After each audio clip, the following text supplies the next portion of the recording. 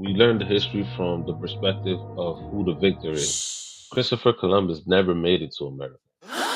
He never did. The slave trade moving first through Puerto Rico. Yes. And it's where the actual selling and buying of slaves was actually beginning. And then from Puerto Rico, it went to Jamaica, Bahamas, Dominican Republic, Cuba, and then ultimately to the Americas. Puerto Rico was already had people in there before Christopher Columbus. So before the Spaniards get there, they were Tainos Indians. Yes, Taino Indians. There was a lot of Moors that were connected with the Spaniards at the time. Yeah. Both Jewish Moors and both Islamic Moors, because they'd been to the Americas before, so they knew the travel and the direction of it. Oh, pot is good All the time. and all the time. Pot is good.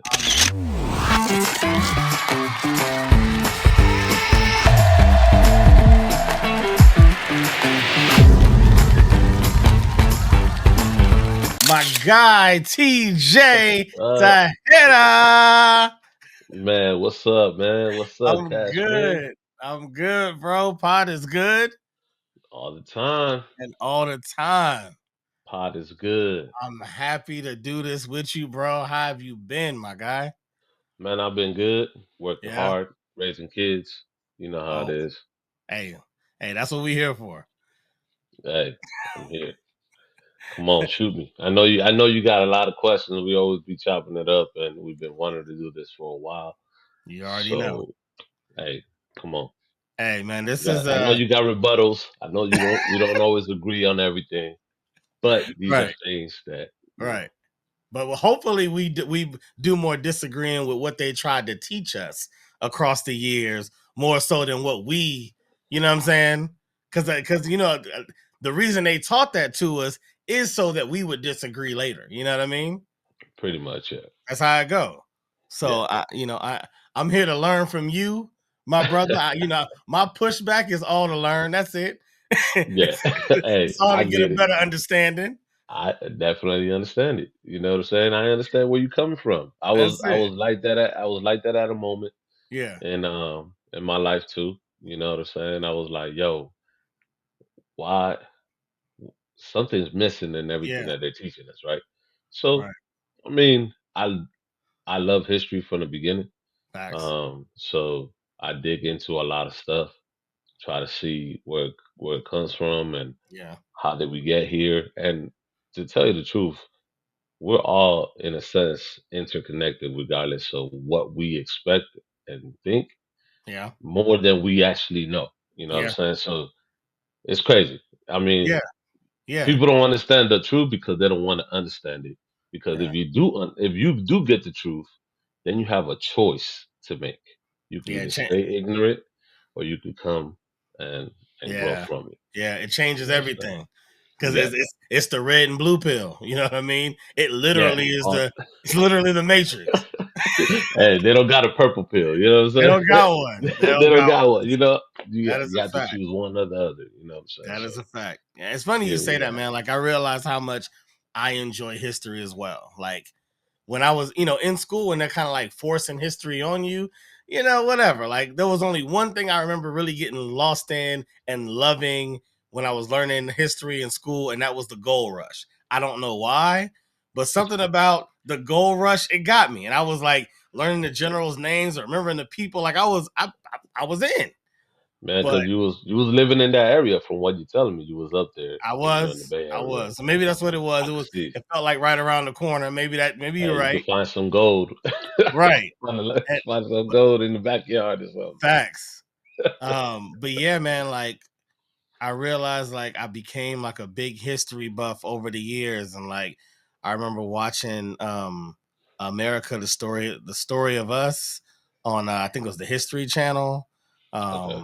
Tons of documentaries on World War II and yeah, just over time I realized like, wow, I really dig this. And the other day I actually had like this full circle, like come to realization moment that like, yo, my podcast is like a history show.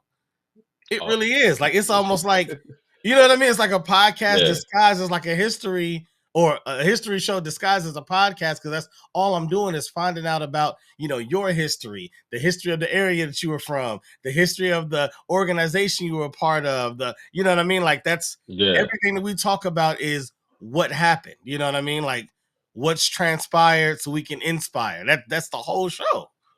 and it makes sense. I mean, that's the thing. One thing about history, and I learned from it, is that history is normally written by the victor, right? Mm, So a lot of times that when we listen, even especially American history, right? yeah, We learn the history from the perspective of who the victor is, not the person that lost the war or that's that a lost the fight or anything like that. that's a So fact. we only get one sided.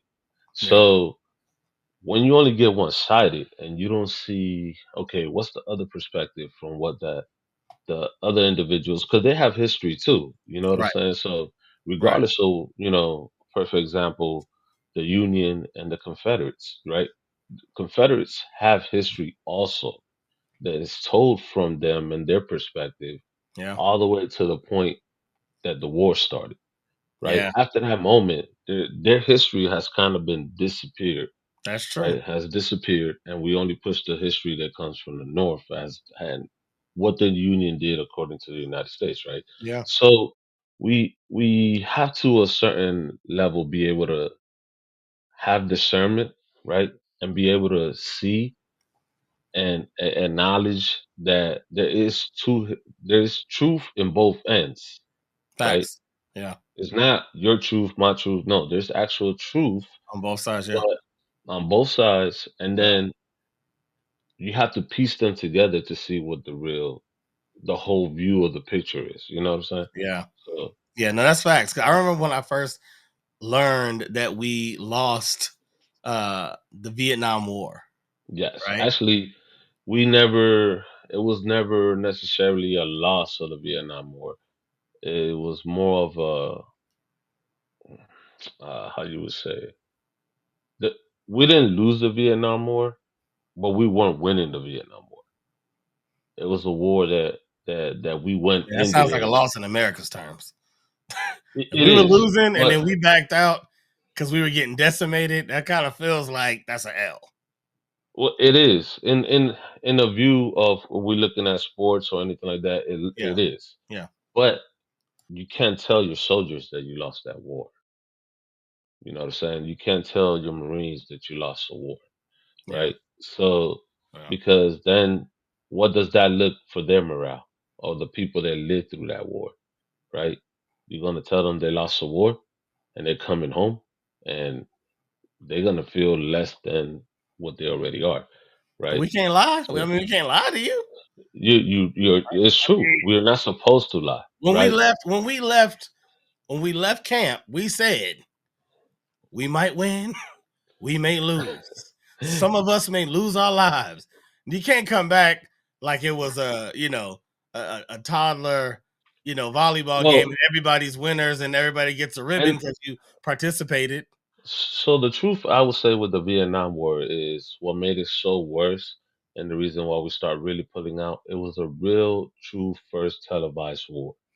Mm, Meaning, is from World War I, World War II, they had cameras, but it was shot, and then you wouldn't see the things 2 3 months later.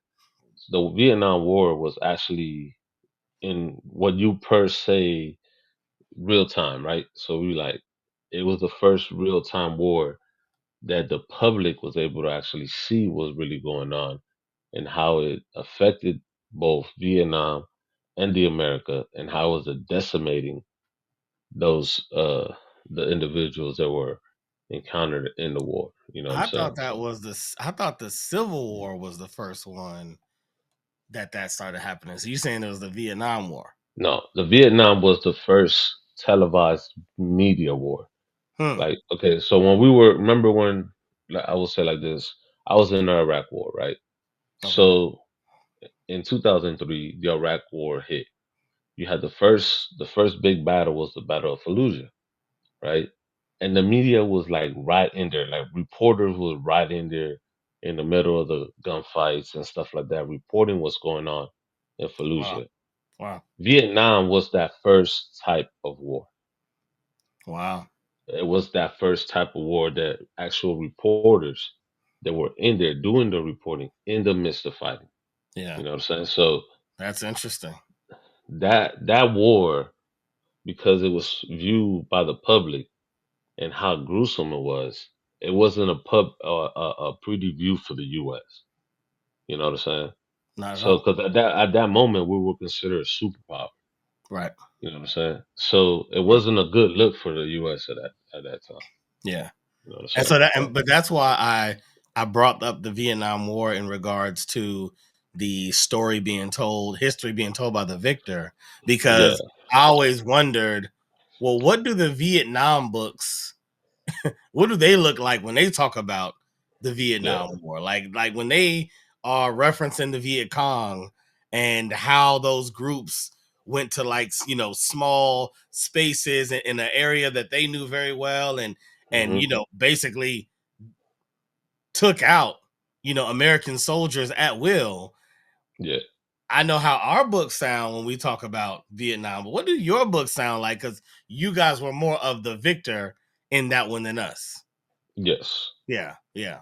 So But I'm with you though. I'm with you though, and I'm glad you brought that up. That's a very interesting point. Is like how media played a part in different wars and how it's developed. And I didn't know that you were in a that was what, Operation Iraqi Freedom or something like that. yeah, Operation Iraqi Freedom.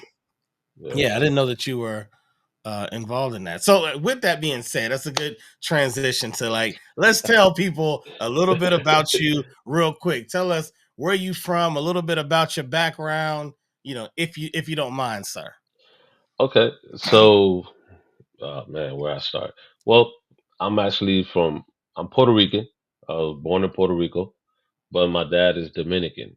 So he's from Dominican Republic, the island, pretty much neighborhood. Okay. And I was born in Puerto Rico, raised in Dominican Republic, and my family moved from there. They moved to New York, and from New York, I ended up residing at 9 years old all the way till I joined the military in Miami. Right, so Florida is my home.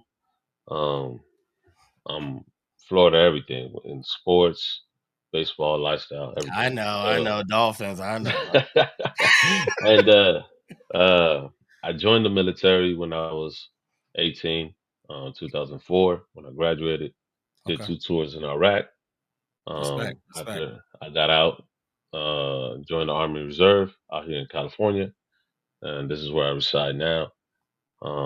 Did 6 years in the Army Reserve on that, and while I was doing that, I got my master's and my bachelor's in business and human resources, and I'm a barber. Right, when I got a master, but I ended up being a barber, Okay. something that I love. Yeah. And man, I get to interact with people all the time from all different ages, backgrounds, different experiences.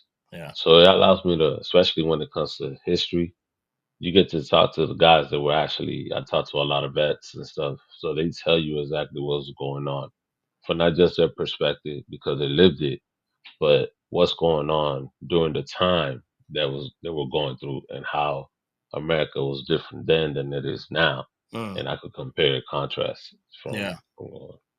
so yeah. So how many years was that you were enlisted in the military? So total it would be 10 years. 10 years So total. 6 years reservist, 4 years active. So total you would say 10 years. 10 years. And what made you make that choice? You said you made that choice in Florida, right? Yeah. Yeah. Um Man, I always was intrigued with the uniform. At first I wanted to be a cop, right? Mm, But I saw Saving Private Ryan. That's actually the movie that I saw. mm, And that movie clicked. And then after that was The Thin Red Line, which was a phenomenal movie. It was based on Vietnam. And those are the two movies that I love to this day. And great. I was like, yes, that's what I want to do. So Okay, but right there, right there, I want to peek into that moment, because for people that don't understand a soldier's quest to defend their country, a soldier's heart to make Mhm. that decision that, like, I'm willing to put my life on the line. It's one thing to hear somebody say, "Yeah, I just that was the moment." You know what I mean? Like, once I saw that uniform, something clicked. But to those that don't understand that, like, well, what clicked? What about it?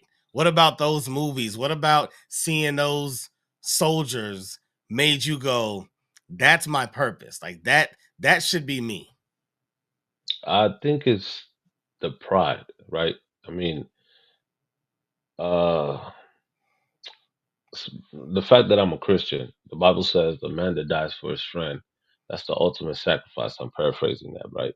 Mhm. So a friend that dies for another friend, Yeah. that's pretty much what true love is. That's the Mm. ultimate sacrifice, right? Something that you can do to somebody else and you don't even know them, but able to save their life, Yeah. right?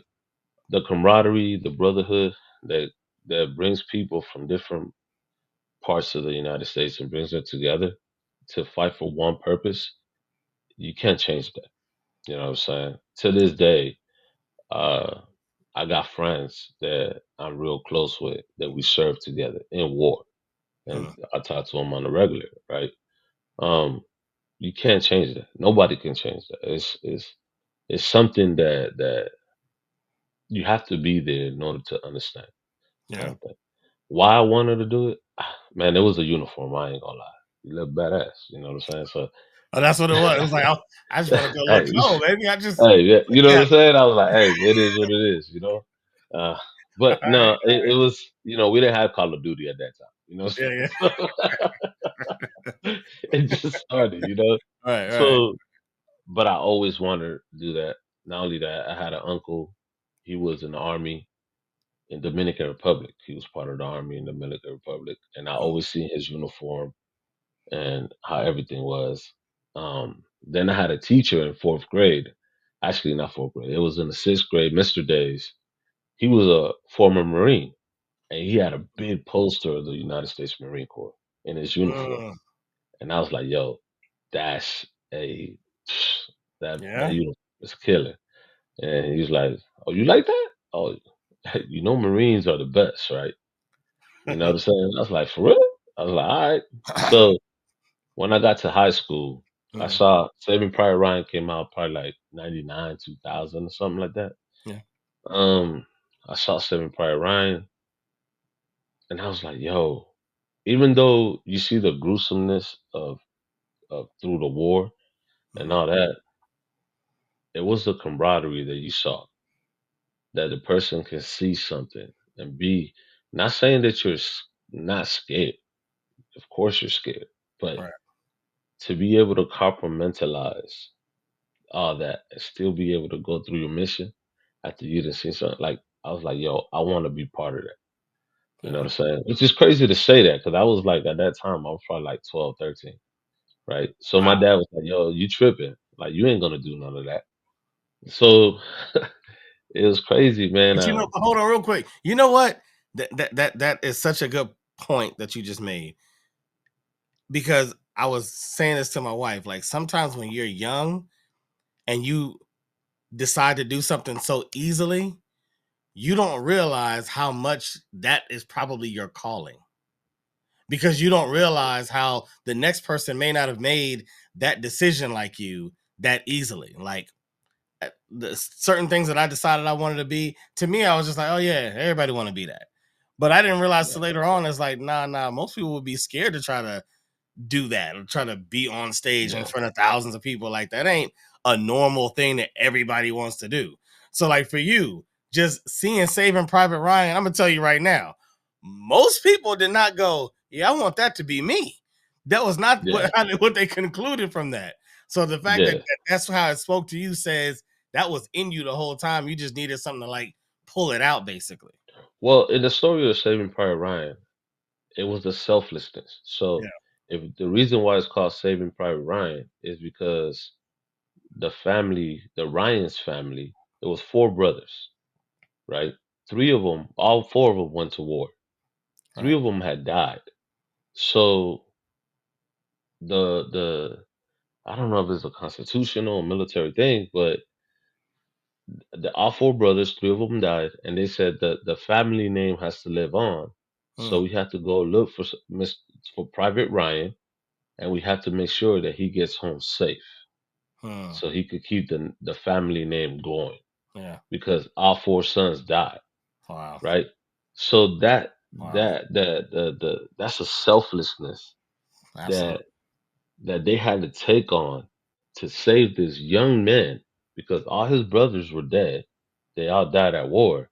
And they had to make sure, no matter if they gave their life, but he had to make it home alive. Yeah. So Yeah. so many people died to make sure that he got to make it home alive. That's dope. You know. That's dope. So that resonated with me. I thought As a 13-year I old. want to do that. Pretty much, yeah. That's dope. You know what That's I'm dope. saying? So I realized that once I was an adult, like, yo, Hmm. that's really something I wanted to do. Um, so I went through high school. I started, I went to when I got to high school, like, yo, I want to join. What can I sign? And he's like, yo, you're too young. You know what I'm saying? So my dad was Wow. like, yo, you tripping. So I started doing the whole thing. I played sports, so now that football, wrestling. Yeah. So once I got a junior, I was able to be able to, you know, become a pulley. So I Hmm. did. Um, the situation at home wasn't going too good. So I found it like the best way to get out since I always wanted to join the military anyways. I was like, yo, I don't want to be home no more. I'm going to join the military. Hmm. And, and that's when 9/11 hit, right? So 2003, 9/11 hit. We at Was school. that I hold on? was, Was that before you joined or after? yeah, no, before I joined. Did that So I shake was you at all? already, it shaped me, but it empowered me. It angered me, right? So it was like, yo, how can somebody do this to us, right? And I was like, you know what? That really solidified it there. 9/11 hit. You know what I'm saying? I'm probably a year away. I was sophomore going to junior year, and I Hmm. was like, yo, I'm joining, like for sure. Yeah. You know what I'm saying? '01, I'm joining. I'm about to graduate in '04. Yeah. Oh, I'm dead. It's a So 9/11 was like that really lit the match, right? So I was like, told my dad, turned 17. I told my dad, I went to the recruiting office, got the paperwork. I said, hey, sign me. He was like, nah, I'm not signing you. I was like, sign me. It's either that or when I turn 18, I'm signing myself and you can't do anything about it. You know what I'm saying? And I told him, if you don't sign it, I'm going to leave and you won't see me again. So I kind of gave him an ultimatum. we So, we ain't even gonna get into that tonight. That sounds like a yeah. whole other story that we. Oh, trust me, it was. That's a whole But other story. but it but that's Yeah. really what happened, right? So, and my dad, man, my dad went to the recruiting office, man, and my dad, I ain't gonna lie, man, my dad is 4 feet 11 inches. You know Hmm. what I'm saying? But this dude looked like Incredible Hulk. You know what I'm saying? When he come in, like he got that mouth. And you be like, damn, I didn't know this dude sound like, you know, like King Kong when he over. You know what I'm saying? So he went into the recruiting office. You trying to Yeah. brainwash my son? Da da da. So he's Mm. like, yo, you really want to go? I was like, yeah, dad, I really want to go. I was like, all right, you know. So I joined the Marine Corps, did my thing, and went through school because you gotta choose a job to join the military. It's not just being infantry. Um, when you take the ASVAB test, they give you a number, and Mm. depending on how high you score, that's the type of job that you qualify for a certain amount of jobs, right? So I wanted to be a radio operator. I wanted to be Mm. a grunt with a backpack, right? But Okay. I scored too high. I scored too high on the test, right? So they was like, "Yo, no, man, you." I was like, "We can't lose." You know, what I'm saying, a person of your caliber to to just gunfire. Like we got to use your brain. So they put me as a generator operator and mechanic. So it's called electrical equipment repair specialist. So Huh. my job was pretty much to maintain and power up. I mean, I was a generator. I power up the command centers. I power up the medic the hospitals, the medevacs, the everything that needed importance. Right. I was the one that provided the power through the generator, maintained them, fixed them, and did all that while I was, there. Um, I did my two tours in Iraq. One was in Al Qaim, Al Assad, TQ, Al Ramadi, and Fallujah. Those were the areas that I went to. So it was a good experience. Yeah. Um, I learned a lot. Yeah. I seen a lot, but I don't trade it for nothing in the world. It actually um made me love history even more because one thing that a lot of people don't know that Iraq is Babylon. Huh. So you you know what I'm saying? Like, Yeah. yo, I was stepping in Babylon. Wow. Yeah, You I know know. what I'm saying? Yeah. It's Yeah. is is what Babylon used to be. You know what I'm saying? Yeah. Yeah. So um imagine this is an area where historical and uh is parts of the Bible. Yeah. Hold on, give me 1 second. Yeah. Uh Tell her I'm in an interview right now. I'll be right there. Dad My work. bad. Yeah, that work. Dad Um work.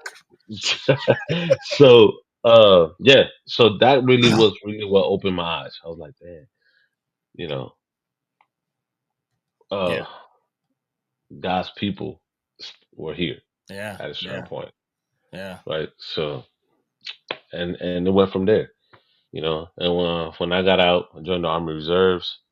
I was an ammunition supply at that moment, um, and just did my time as reservist and got out Yeah. and kept going.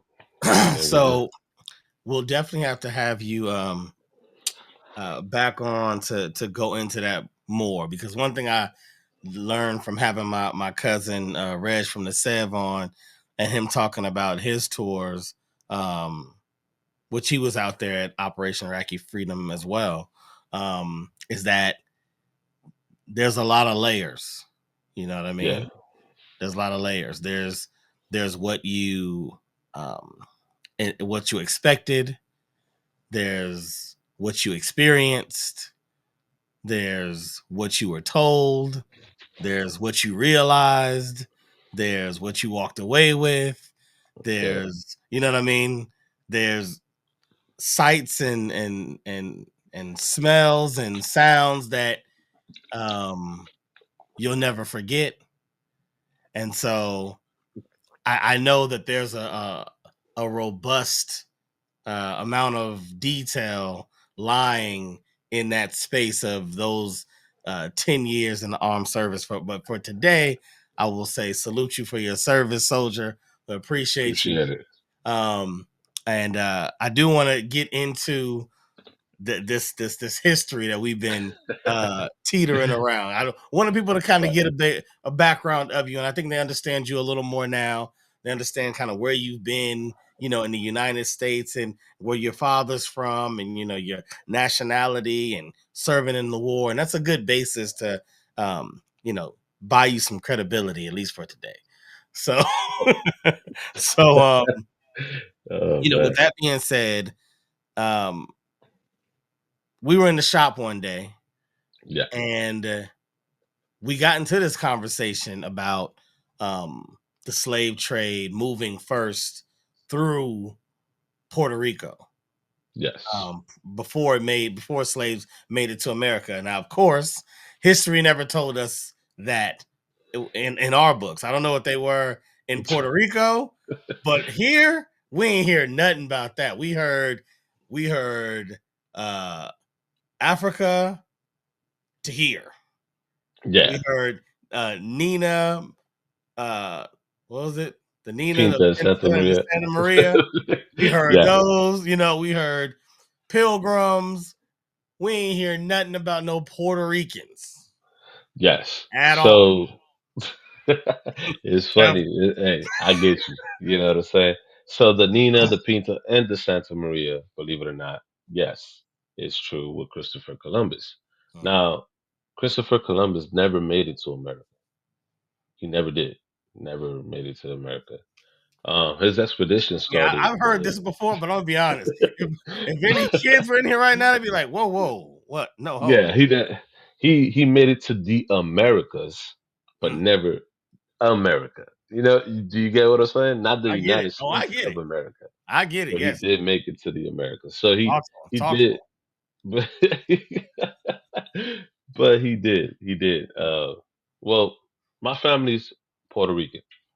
You know, my mom and my grandma from my mom's side, we actually have African ancestry Hmm. in our from my mother's side.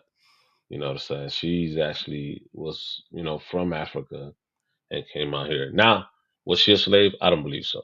Um, our family never told us that, right? But um, the reason why Puerto Rico, all the slaves came in is because they had the biggest port between Spain and to the Americas. It was like the middle place, right? It was where people refueled, we refuel not on real fuel, but as far as food, Right. supplies, all that, and it's where the selling and buying of slaves was actually beginning at. Hmm. The reason why they call it rich port is what Puerto Rico is rich port. And it was the best area military wise that had it still stands to this day in Puerto Rico that had both view where you have the cannons facing the ocean, so no enemy could come and try to sabotage and steal um the slaves or the property that they were coming in. Hmm. So it had to come through Puerto Rico, Hmm. and then from Puerto Rico it went to Jamaica, Bahamas, Dominican Republic, Cuba, and then ultimately to the Americas, both Gotcha. South America and North America. Gotcha. I actually So think that I that's went there to because I what was. Puerto Rico. Yeah, I think I went to that spot that you're talking about. I know that sounds random for you to say that. I'm like, I oh was yeah, like, I what? think I was there. You went there? Yeah. Oh, I didn't know you was part of the slave trade. That just played. Um, no, that was when we went on. Was that was just a trip? I think it was one of our anniversary trips. We went to Puerto Rico, and like, is this familiar? You had to. I believe so. Yeah, I can't see from there. You got it. Come on, man. Come on, man. Do me right, phone. Yeah, that's it. That's Yeah, it. right there. Yeah, that's one of them. Yeah, You thought I was messing around. You thought I would yeah, be out here like that. yeah, I'm in the streets, bro. I'm in the streets, even yeah, the Puerto Rican streets. Come on, talk to me. All right, keep going. yeah. So, but but Puerto Rico was already had people in there before Christopher Columbus were there. Right. So there were the Taino Indians or the Arawak. That's what Hmm. they Arawak speaking. The And the Taino Taino, Indians or the Arawak. yeah, it was the Arawak people. They Okay. came to know by the Spaniard. They were came to know to be Tainos. Hmm. Taino meaning good people.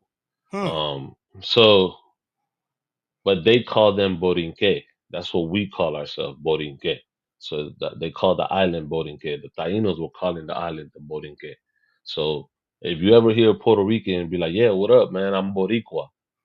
Boricua comes from the word Borinque. You know what I'm saying? Taino So and Taino and Borinque. yeah, so Okay. in my That sounds just like to Big show Pun you, right there. That sound like Big Pun. it Taino, is. Borinque, Taino. So He could have did that. He could have. so let me to give you one of the notes that I took today. So Okay. it was when the Spanish got here, they called the island the Borinque. Okay. The Spaniards did, right? Okay. And to where we use it now, we say, "Yo, I'm Boricua." That means if I say I'm Boricua, I mean I'm Puerto Rican, Hmm. right? But it was from but the term came from the Taino. Is what it came from the Spaniards naming them for the Tainos, the Taino Indians. You know what I'm saying? Hmm. So is it was a mix of because Taino Indians were, how do you say that, they were travelers, right? So it came to find out that Taino Indians go as far south to the Caribbean islands of Brazil to Wow. where Puerto Rico. But then also Tainos, they find out that Taino Indians are also part of Cuba, Haiti, Dominican Republic, and Jamaica. So they resided in those areas. So they were like fishermen, travelers, you know, kind of, I don't want to say it like that, but like, how like in the movie The Moana, like Uh-huh. the travelers and the book, Oh that's yeah, kind yeah. of what, yeah. So Taino Indians were like that in a sense, right? Okay. So the Spanish flu was really, they believe that the Spanish flu was what killed the Tainos off, right? Oh wow. But just like 5 years ago, 5 6 years ago, if I'm not mistaken, don't quote me on that. I gotta get the date right. They found out that every Puerto Rican has actual Taino DNA in them. So it's more of Tainos assimilated Hmm. with both the Africans and the Spaniards to make sure that they essentially didn't die off. Didn't die Every off. Puerto Rican Wow. has a DNA of the Tainos in them. Of the You know what I'm Tainos. saying? Yeah, And or so let me Indians. make sure I caught that right. So before the Spaniards get there, they were Tainos Indians. Yes, Bo- Taino Indians were Borinque. there. Borinque, yeah. Borinque. When the Spaniards came, And what did they colonized the island. but what did they call them? Did they call them Borinque? They Or did didn't they know call it their own term? that's the Borinque. They were called, that's what they called it. Okay, so that's what I That's what meant. they So, called it. so, so sorry, then I said it wrong. So before the Yeah, Spaniards ever got there, they were only Tainos. yeah. That no one said Borinque, no one said No, Boricua, none of that. no, no. Then It the was the Spaniards, Spaniards. then the Spaniards came, Yeah, start calling them that, and then yeah, now they might say, "I'm Boricua." yeah. All right, They stuck with them. You know what let I'm me ask saying? you something, bro. Let me ask you something because it's I'm starting to notice this when it comes to them coming to different areas. It feels like they come to an area, they decide a new name that they just gonna start calling people. That's not the crazy part. To me, the crazy part is then we start calling ourselves that. Like, how that happened? Like I don't know. we were African, and then it was like, no, you black, and I'll be like, yeah, we black. Like, I don't know about that, man. yeah, Tainos is I a could dope say name. Like Tainos is it it is, rolls but great. I gotta think it about it when I is, say Borinque, because I see I gotta keep like, but Tainos, yeah, that's close. Like that's smooth. yeah. It's crazy, man. It's I don't get it. I but don't get I it. mean, that was, I guess that was, it started out as a nickname, right? Because they were merchants, right? So it came as trades. It first became as trades and do do things, gold, silver, guns, whatever it is, right? You show us your goods as far as food, what you guys have, and we'll help you over here. And how do we start civilizing? At first, it Yeah, was peaceful, of course, yeah, um, and then of course the transatlantic slave began, which was a business. yeah, You know what I'm saying? It's the economy of the time. yeah, You know what I'm saying? So of course, when when North America, which we'll say the United States was headed by five different nations. You would say the Northeast was Britain, the southern part was England, Florida was Portuguese. The middle part from Louisiana all the way to Minnesota was French, and everything from Texas to the west was Spain. That was all Hmm. controlled by Spain, where Mexico resides now. That's all controlled by Spain. So if you notice, Interesting. the biggest uh, Spain have one of the Spain and Portuguese. They ran the slave trade for economic reasons Yeah. during that time. You know what I'm saying? So they needed needed a place to reside to make sure that they do the business in. Puerto Rico was the best stronghold Hmm. for where it was, and they set up shop there, and then they start moving around. You know, Yeah. but Puerto Rico did have slaves themselves. You know what I'm saying? The Spaniards that colonized there, they turned Oh, Spaniards. slaves. So some were indentured servants, but some were actual slaves.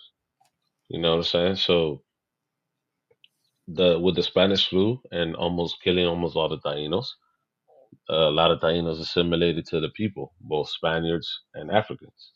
Do You you know know, much about the Moors' history of that time? the Moors, Yeah. no, I will have to look into it. I know the Moors also were also travelers, and there was a lot of Moors that were connected with the Spaniards at the Yeah. time, Yeah. both Jewish Moors and both Islamic Moors. Um, because they've been to the Americas before, so Yeah. they knew the travel and the direction of it. Have gone into real deep into it? No, I haven't. It Hmm. wasn't. I'm looking more into Puerto Rico and why Puerto Rico is where it's at right now. Um, why we are so prideful of being Puerto Rican, regardless of what it is. Because in many ways, we have a lot of struggles that we had to go through. You know what I'm saying? So just like any person, African American, Irish, Yeah. Italian, we all have our things to go through. But you know, to go with the what's going on with Puerto Rico, um, Puerto Rico was kind of founded in 1805 by Ponce de Leon, right?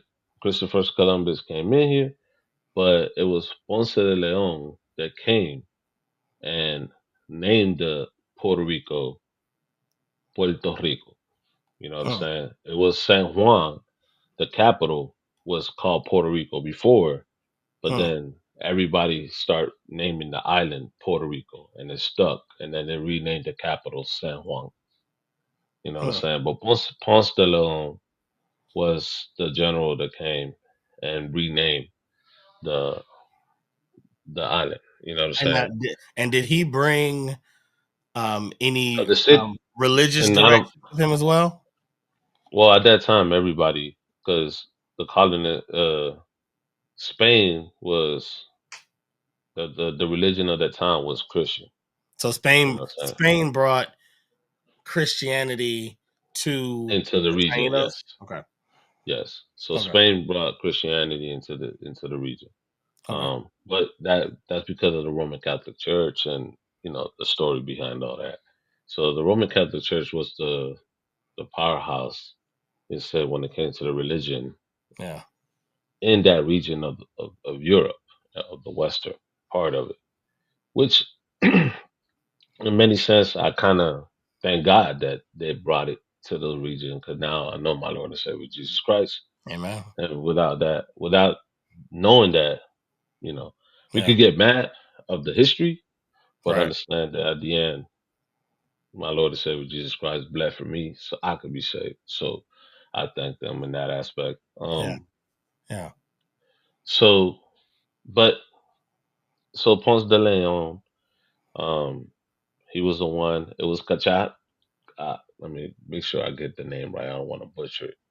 My Puerto Rican family gonna be like, "Yo, you butchered the name." Um, it's You're right. Caparra. So the Capada. city was named Caparra. Yeah. So the Capada. city San Juan was named Caparra. and then he renamed it Puerto Rico. I kind of see why he Mm. renamed it Puerto Rico, because I would have butchered Caparra all the time if we were talking about that right And they now. would have. But And they would have. yeah, you know what Yeah. I'm saying. Yeah. So he renamed it Puerto Rico. So and now the capital is called San Juan. You know what I'm saying? So Got it. Juan Ponce de Leon is his name, and they Yeah. named the city San Juan after him. You would say, Got it. The city you is know, named after Ponce de Leon. I did not know that. yeah. Juan So Ponce de Leon. Okay. Okay. yeah. That's fire.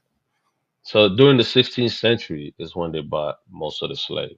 It's during the 1600s, you know, is when they brought most slaves in there, and it was to produce rice, sugar, tobacco. You know what I'm saying? Which was the economic boom of that time. If you think about it, I mean, Yeah. if you're doing rice, tobacco, sugar, and you're taking it back to Spain, that's the Yeah. economic boom. You know what I'm saying? So, That's I mean, I crazy. get it. And I guess you have to do it with free labor because I mean, that's a lot that's a lot of weight to get all the way Hmm. back to Spain on a Yeah, boat. yeah. You know what I mean?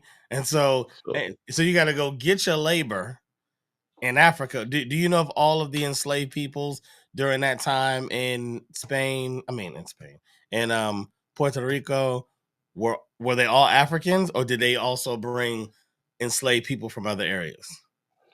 as far as we know, as far as I know, majority were African. But I wouldn't put it past that they had endangered servants from other areas. You know what I'm saying? And That so there were endangered in how do you say enslaved, slaves, yeah, from other areas that you had to work your way. You know what yeah, I'm saying? From yeah. there, I wouldn't put it past that. I mean, if America did it, I wouldn't see why Spain couldn't have done it also. So I want I people to mean, really think about that, like in a financial sense, like just kind of thinking about a business, right? yeah, Because for a second, let's take the humanity and the heart out of it the same way they did, and look at it in black and white business. Like how valuable were these crops to sell boats from Africa, well, from Spain to Africa, get slaves.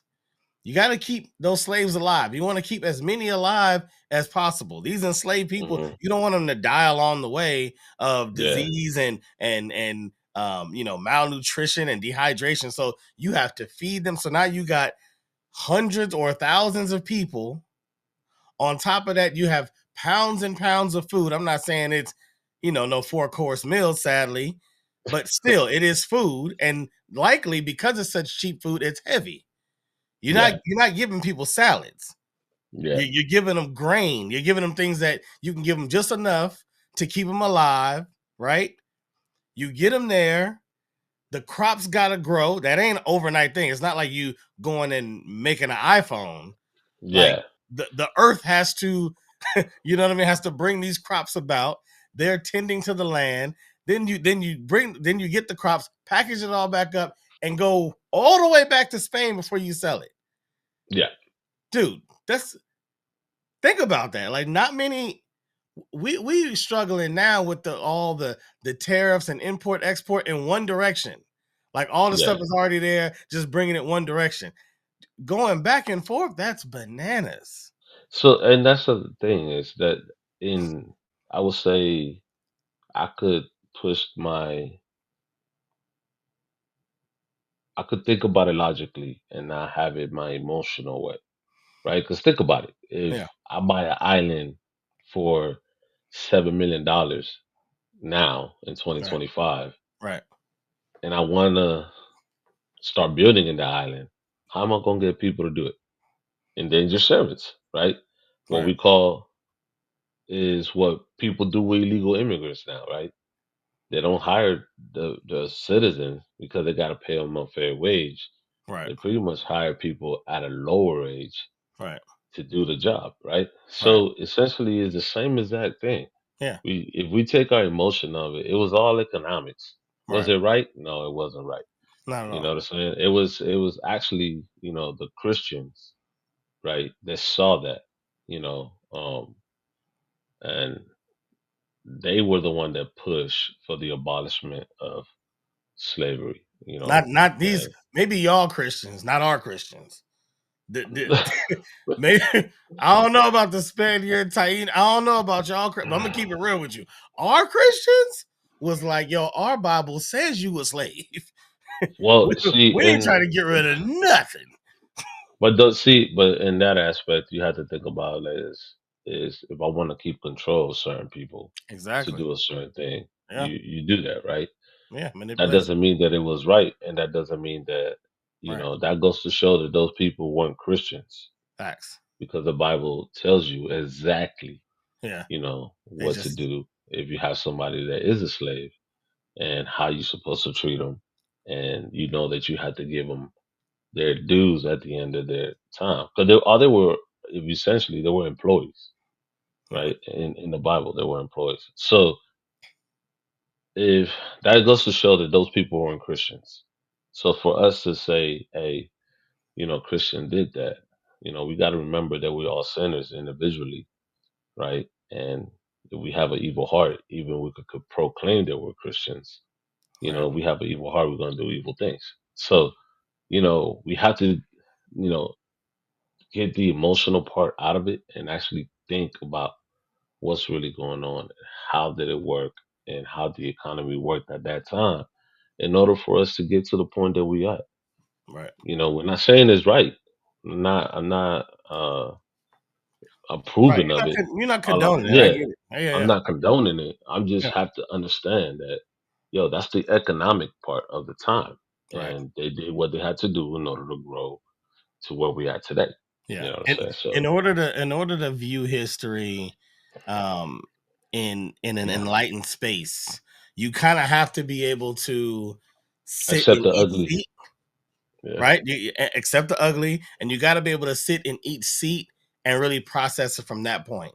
You got to be yeah, able to process it from the enslaved person. You got to process it from the slave owner. You got to process it from the people that are just doing business in the area.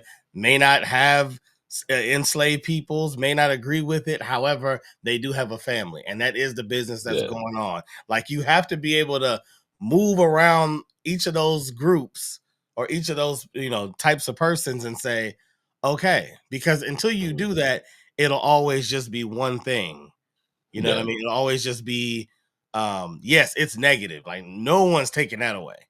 I yeah, don't care how much money came out of it. I don't care how many millionaires of that time were erected from it. That don't mean nothing.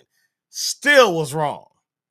But if you want to understand why the millionaire did it, you can't just look at him and say, oh, he was just the devil. Like, yeah, well, back up and actually be that person. Like you said, if you bought an island, be that person. You're not saying that that's what you would do, but you're saying, like, yeah, hey, if I am in that situation, if I don't have boats, if there are people that are here that don't have anything, if I do have the whatever, the mechanisms to try to get them to do, hey, maybe that person says this might be my only opportunity. yeah. And again, it ain't right. We ain't gonna keep No, no, standing on no. it. We Yeah, know it ain't definitely. right. Yeah, yeah. It That is what ain't it is. it ain't right. You know what I'm Right. saying? It's history, though. It is history. It's It is factual, right. and we got to deal with it like history. You can't shy away from any of it. You know what I mean? Yeah. Yeah. So pretty much, I now we're kind of fast forwarding past the slave and all this. How Puerto Rico became part of the United States or a colony of the United States, you will say, is through the Spanish American War. So there was a time that the people were starting to uprise against the Spaniards. You know what Hmm. I'm saying? In Yeah. all area, in Mexico, Puerto Rico, Dominican Republic, right? And of course, what America does. We're right here, right? And this was like what 1898, something like that, late 1800s, early 1900s. Okay. America was starting to become America, the Hmm. superpower, Yeah. right? So America was like, "Yo, what's the best way to get some land grab?" I'm paraphrasing there. I got you. So America America came in and they beat up on the Spaniard, and the Spaniards seceded. You know what I'm saying? And that's how America was able to get Guam, Puerto Rico, let me see, Philippines, Cuba. So, which is Hmm. crazy. And that's how America was able to buy and build Guantanamo Bay in Cuba. Because a lot of people don't know why we have Guantanamo Bay. So that happened through the Spanish American War that they actually signed a treaty and they seceded. Like Spain was like, yo, okay, we're done with this. And we're gonna allow these people to govern themselves, right? But America was like, okay, we see what we have and we see the areas that Spain had and why they have it, because Spain was smart when it came in how they ran their military. And the U.S., if you think of Guam, Guam is over there by, the Philippines, by China, all Yeah. that. Whereas Puerto Rico's, close to Cuba, keep an eye on Cuba, right? Communist Hmm. country right outside. So while at that time, Cuba wasn't communist, it was under Spain. But it now fast forwarding in 2025, you can see like, yo, what? I Huh. can't believe that Americans had the foreshadow at that time Yeah. to make those things now. So Diabolical. man, you know what I'm saying? Diabolical, boy. Hey, but that goes to show like, yeah, it's diabolical, but they were super smart in foreseeing, these things. You know what I'm saying? So And I for only them, say diabolical because it's like it takes a certain mindset to even look at that. You know yeah, what I'm saying? To be looking down the road at those types of things. And some cultures, um, they have a history that's rich in that, like going and pillage and plundering and taking over and conquering. Like that's just their thing. I mean, it's a human condition. Let me start yeah. there. But some groups of humans um seem to have it rich in their history more than others. And then others seem to be more of peaceful people that are just trying to get along, in the land that they're in. And it's almost kind of like you know, the Well, hunt, I the mean, hunter and the hunted sometimes. I get what you're saying on that, but if we really put it in the nucleus from the beginning, right? There's really only been essentially 5 countries, and by from the background that we really know, if you go back in history, let's say Spain, England, Britain, Portugal, and let me see, they were all family members. They were all cousins, right? But they wanted to, like, kind of how Alexander the Great did. They want to overreach their powers. You know, France did. They did what they did. They colonized where they colonized. Portugal did the same thing. So did the England. So did the Britain. Spaniards did it the best. That's why Latin America is mostly everybody speaks Spanish in Latin America. And then in the West, everybody speaks English. You know what I'm saying? And in some areas, we speak French. So it tells you where the foothold was. You know what I'm saying? We always so quick to be like, yo, the white man or this. Nah, nah, nah. This is 5 different type of cultures, civilization that were Five different pushing type of their. white men, though. Five. It's Nah, just they're like not really white. it's just they're like not white. five different type of white men. I They're mean, not white. They got if you want to say it that way, but I don't. But but if you go if you go and you really see right, mhm. what's the main languages we speak? Think about it. The main Yeah, languages we speak are what? English, English, French. Spanish, French, Portuguese, Yeah, right? And then it's the true. Middle East is the Middle East within itself. I'm talking about the Western, Right. the side, right? So, and then in the mix, of course, you got, Africans and Middle Eastern and, Arabs and, you know, Asians. So, but these were the superpowers of their time. You know what I'm saying? So when America, when they did the Revolutionary War, that they broke themselves off from England, right? And they started uh, adopting British law, right? The British law. That's how we start bringing the Constitution and everything in, right? It makes sense because they were building their own superpowers through, the first original 13 colonies, and then you add more states and stuff like that. So it makes sense that they were wanting to build their own thing and keep this side of the country of the world unchecked. Makes sense. I'm not mad at it. It Yeah, is makes sense. right. That's what I would do. Right. So I mean, it's it's it's crazy. It's fascinating, but it's crazy. But in the 1900s, the way it was, they signed Congress signed it's called a for Foraker Act. Sorry for my English, but Puerto Ricans, we don't speak good English anyways, right? So, um, and then in Hold on, what was it called 1917, again? What was it called? it's called the Foraker, like, yeah, 4 Acre Act, but it's Oh, yeah, the 4 Acre Act. the I'm Four glad I Acre had you Act, say it again Foraker, because I still wouldn't have known. I yeah, thought you were Four saying like Acre Act. foraker. Like I thought it was I Yeah, thought I was I about to thought it say was Forrest Whitaker or Forrest something. Whitaker. Yeah, Yeah, yeah. I started. Okay, That's the four four acre act. acre. Got it. Yeah, and that's how they end up getting control of the island Puerto Rico. You know what I'm saying? Oh, So they so start getting. America, That's how they. America, and the Borique, No, so Borinque. now, voting. Yeah, America end up getting control of what Uh huh. is Puerto Rico now. It was Puerto Rico when Ponce de Leon named it. Right, but I'm So saying it is that just with became the federal. I'm saying is that with the 4 acre Yeah, with the instead Four of Acre Act. Yeah. so It's they instituted the I civil know y'all government I know y'all in, heard it. in Puerto Rico. I know y'all heard it because anybody that's American and black watching this, I know y'all heard it. They just heard. Hold on. That sound like the 40 acres and a mule that we was promised. So That's a this is lie. that's that's not a lie. Hold on, what you say? That's funny. Hey, that's funny though. Hold on, did you say that's a lie? Is that what I heard? That's a lie. The 40 acres in the mule, they were my 40 acres in the mule. No, I'm saying. I'm in the island. the four Hold on. acre. But The you're four saying acre act. you're not saying the 40 acres and the mule thing was a lie. You were saying that they never did it.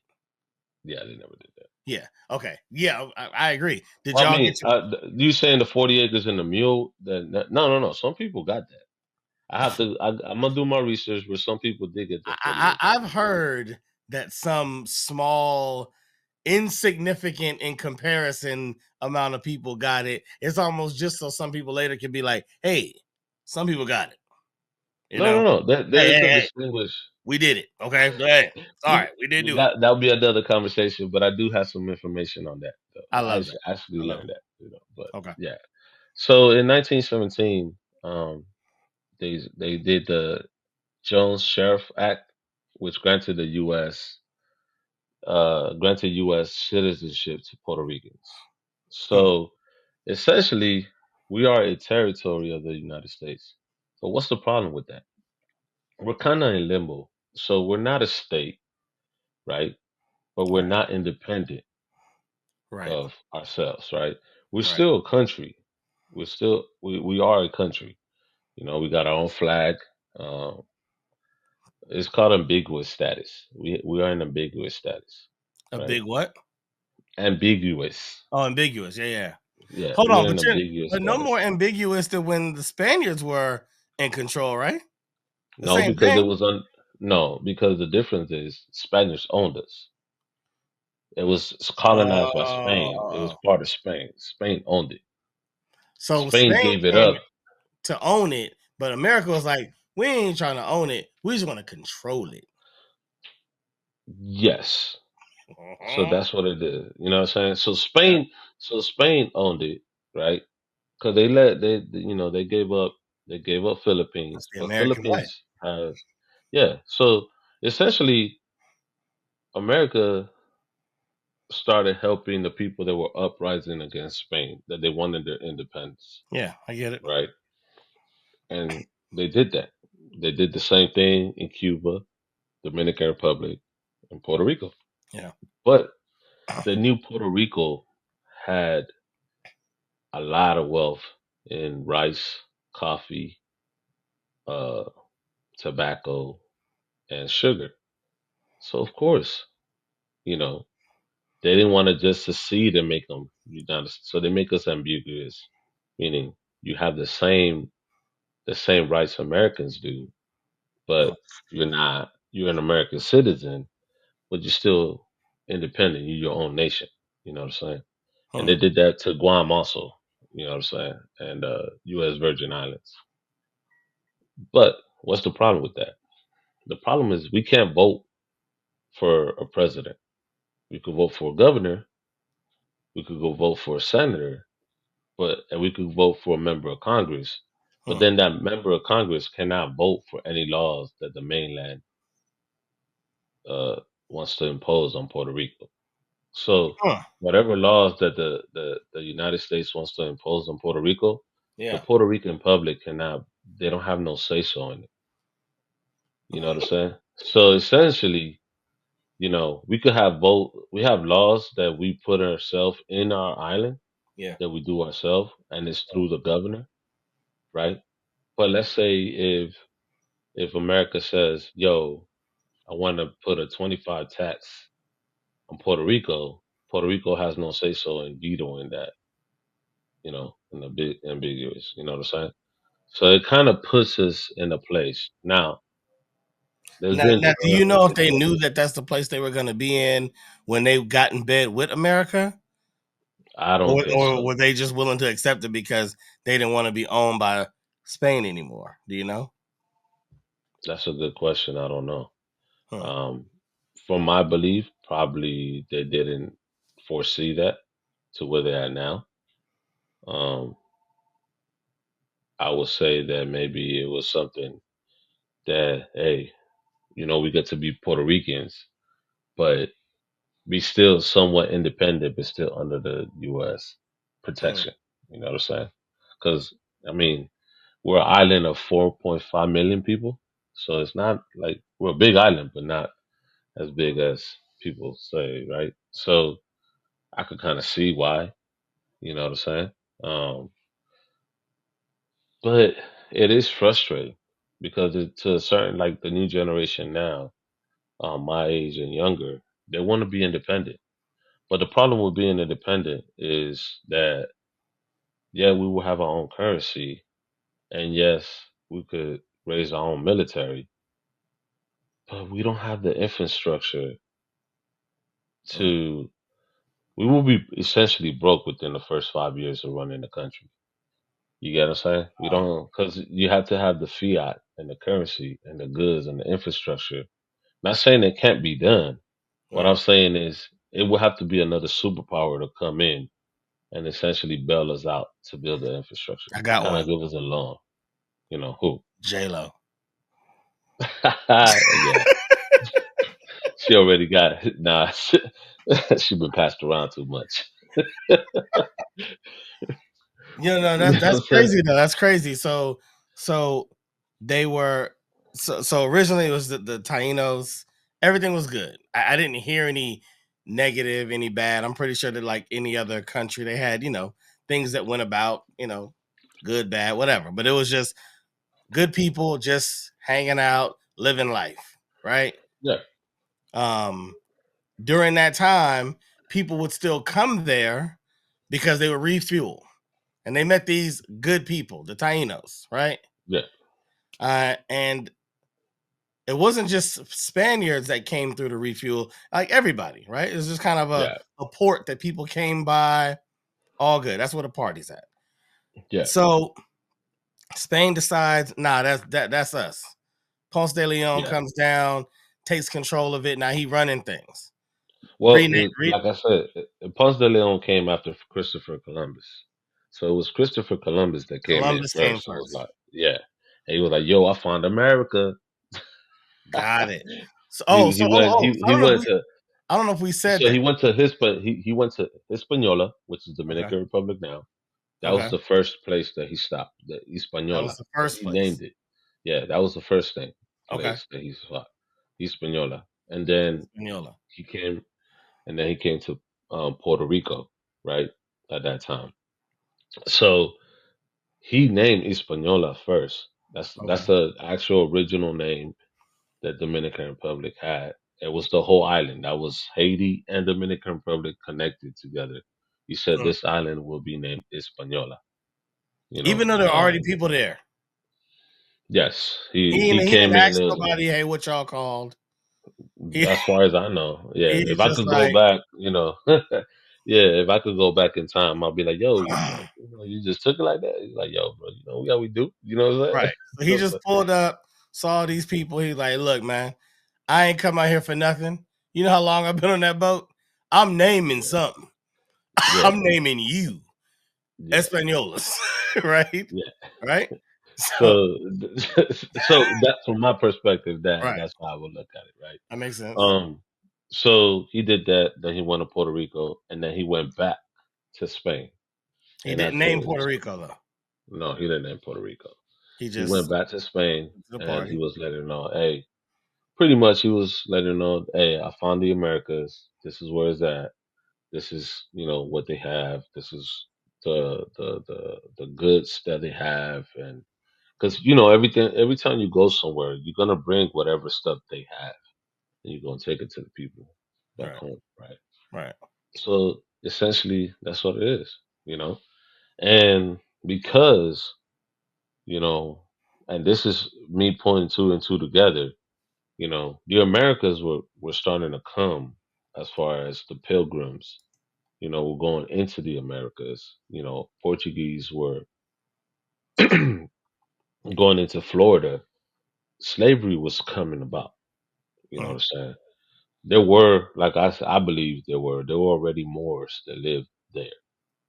You Yeah. know what I'm saying? In the United States, both in Florida and the southern part of the Americas.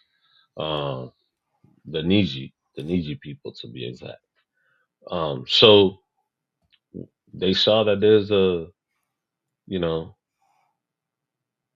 going into, hey, we got to build this up, and with you need people, you need manpower to grow these things. You know what I'm saying? So that's kind of where we at. Hmm. But to fast forward to where we at now,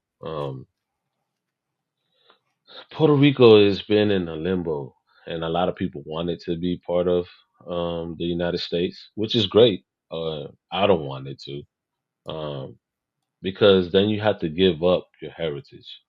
Hmm. You know what I'm saying? Because if you become a state, right, you have state heritage. You won't have your heritage. You, Hmm. you kind of get what I'm saying?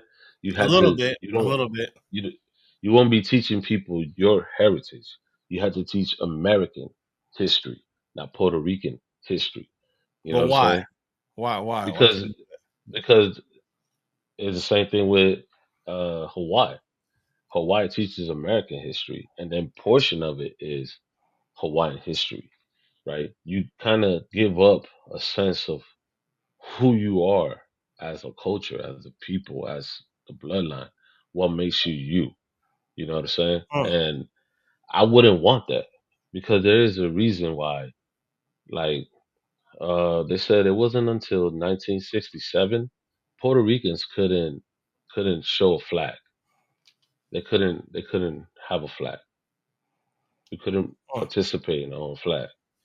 Wow. And in the 1960s, you know, a bunch of crazy Puerto Ricans, not just playing, a bunch of Puerto Ricans got into the in New York. They created a flag that we now rock now, and they got into the Statue of Liberty because they wanted to show that they are people. They wanted to be show that they are people, and they're proud of that. That's why you see Puerto Ricans show their flags in every Puerto Rican house. They have a flag. They're proud to show that we have a flag, that we are a people. You know what I'm Right. saying? Right. And because there was a time that we couldn't do that we couldn't, as people, I could say, yeah, I'm Boricua, but then I don't have a flag to represent my country. Huh. You know what I'm saying? So we fought for that. We fought. People died for that, and they're showing that hey, we do that. We have our own blood into this. But see, I feel you. I like that. High five. You know what I'm saying? But what I'm saying is that, and the reason why I get, you know, I tell people I understand the struggle that the African Americans deal with all the time, right? A lot of times where you see a lot of Puerto Ricans, there's a lot of African Americans around. You know what I'm saying? Yeah. And we live amongst each other. Yeah. What I would say the difference is that, you know, at the end of the day, we could be booted out if America doesn't want us. Good So point. think about it, right? Yeah. People be like, "Whoa, you don't have a place to go." Yeah, bro, but it's like they gave me a restricted license that they could take from me anytime they want to. If they no longer feel used, that the U.S. feel like they don't have no use for Puerto Rico, they could essentially be like, "Yo, let's take that act out of the way. Let's vote Congress to get it out, and not we're a country like another third world country." You know what I'm saying? Now, the Puerto Rican people are resilient that they'll figure their way out of the situation. But you don't want to be in a position where you're in the middle. You're not, you're not, it's like saying, man, you don't want to let me go. You know, I'm not the wife, but you don't want to let the mistress go. You want to keep me in limbo. Whenever the wife, you get in a, doghouse with the wife, you want to come see the mistress. Yeah. You know what I'm saying? That's how I feel like Puerto Rico is. You know what I'm saying? And I get it. I love my country. I love my people. I love our music. I love our Mm. food.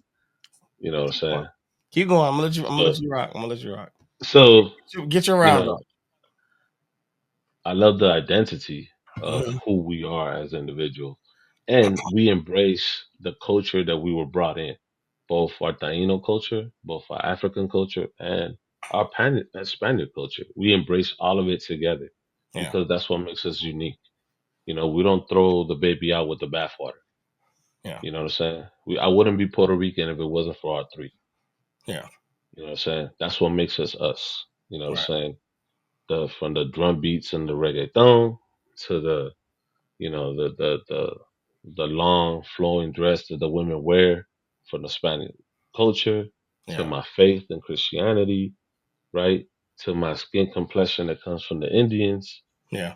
Hey, I everything. We embrace everything all at once, and that's what makes me proud to be where I at as far as being Puerto Rican.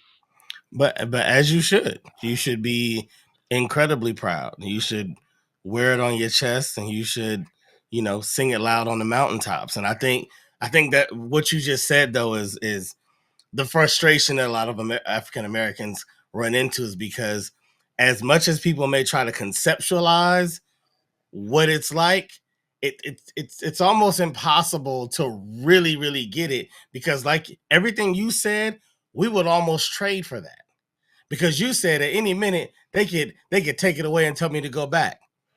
Well, tell us to go back where? We started here. We don't have a Yep. there. So like for you, I you said like I love my country. I love the music. I love the food, right? We don't have we're more to us, we are more stuck in the middle than anybody because it's like the place that we're from, we were never there. The place that we are always feels like it will never be ours. It was always because in design we came to build someone else's. They didn't but say you have to come with us so that we all can build this place for us all together. but you have to remember this, right? And this is where I tell people. People say, "Well, America, right? America is 50 countries that came together and say we are united. 50 countries, Uh-huh. right? So if you from let's say Louisiana, Uh-huh. you from the country of Louisiana. You have the culture and the Okay. history of Louisiana, right? The Okay. food. that Louisiana, the jazz that comes from Louisiana, the crawfish, all that. You have a culture. You have the culture that comes from the country of Florida, the country of California, the country of Texas. These are 50 countries. That's why every country has their own constitution, Declaration of Independence. They have their own laws. They have essentially their own president, which we call a governor, that delegates the rules, and they have their own Senate, their own Supreme Court. Everything the United States has in the big Uh-huh. scheme of thing, in the micro, every country is like that. It's its own So so country. so do you said that in rebut to what I was saying? So do you feel as though that is sufficient? Like, do you feel like that's good enough? I would say in this case, I would say yes, because in our case is you have a say so. You have a voice and you have a say so. Our voices are not heard in the sense of we can't put things to practice the way we want to make it practice. Meaning, Puerto Rico as a country, as an economic power, even if we will make a lot of money or as an economic power, we have no, there's no, we can't, uh, how do you would say it? We can't run the country how we will run it ourselves, right? America still runs it, right? They still run our country, even if we wanted to. You see what I'm saying? So essentially, if if Got him. if I got him. even if we wanted to, we can't I, we don't have no say so. Biggie, I You got see him. what I'm I got him. saying? and I and then got him, another Big. thing too, in I order got for him, Big. Just when he go gets get done, them I big, got him. Watch what I do. Watch go what I ahead. do. So Baby, we can't baby. do it. So we can't do that. Uh-huh.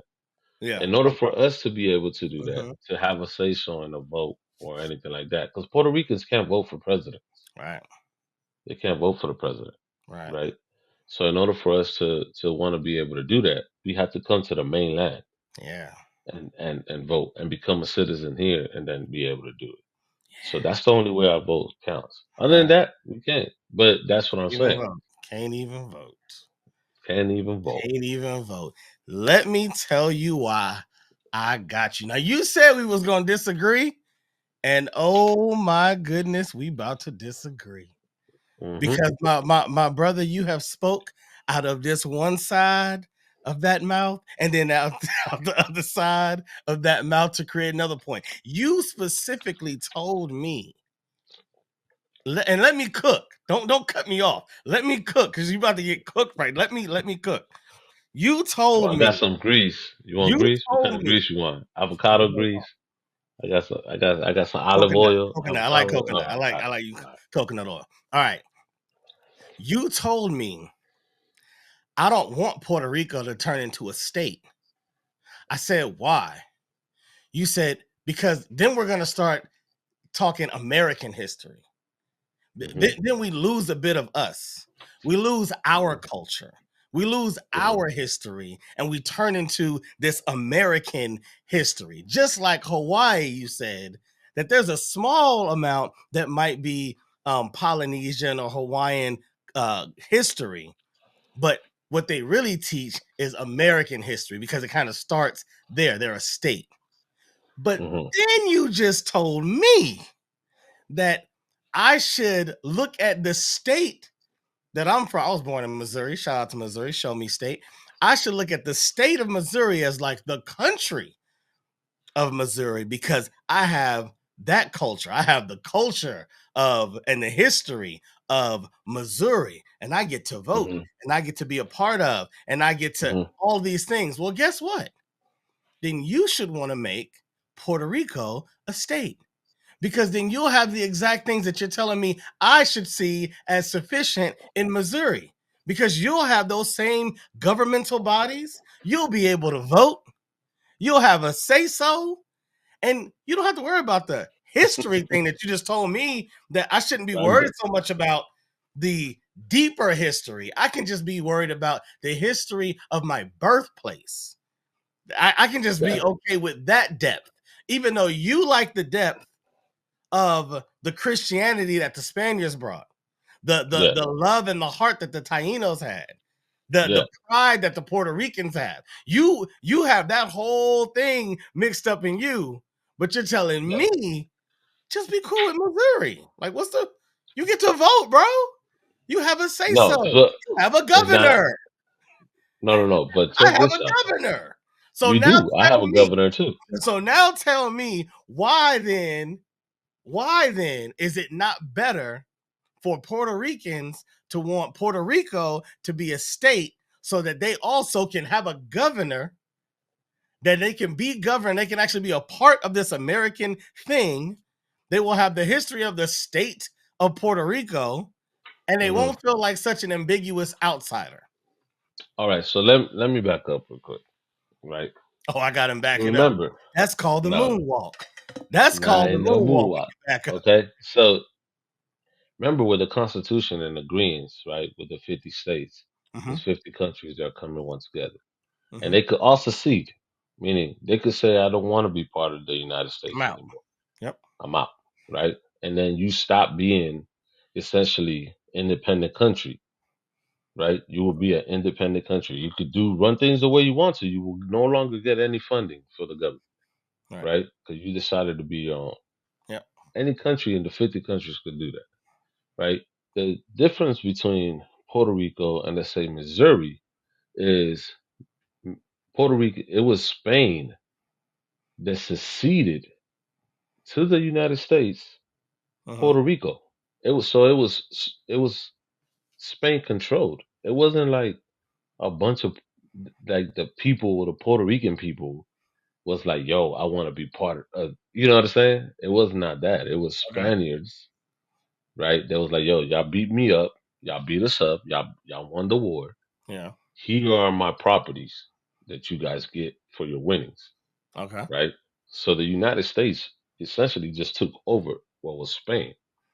Now, the people became, right, and the United States chose to make this an ambiguous land, meaning when we're not making this a state for whatever reason, I don't know what the reason is. I'm gonna have to look into why they chose not to, but then I'm not making them independent because if you make them independent, guess what another country's gonna do?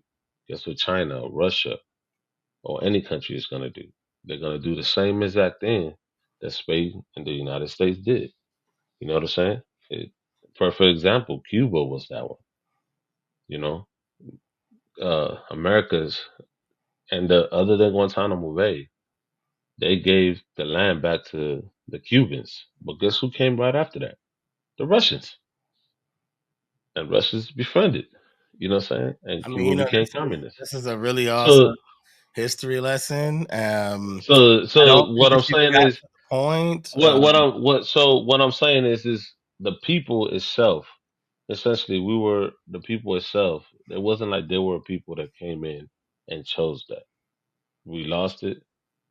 Spain lost it. America came and made it a colony, a property. What I'm saying, I'm more in the, I'm more in the leave it the way it is. You know what But I'm why? saying? Leave it the way it is. But why? All you Because gotta do is say if yes. Hey, brother, no, just say no, yes. I'm not Just because I'm in say, the middle. hey, hey, So like, just say yes. You get you get a governor.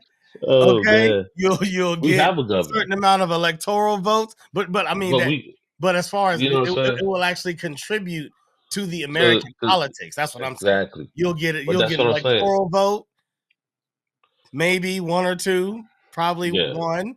but see, and that's the whole thing of what politics is going on now. That they're saying that they want to turn Puerto Rico into the 51st state, whether it's Republican or Democrat, because of the electoral vote. You Mhm. know what I'm saying? Just for politics, right? I'm more of a man, leave it the way it is.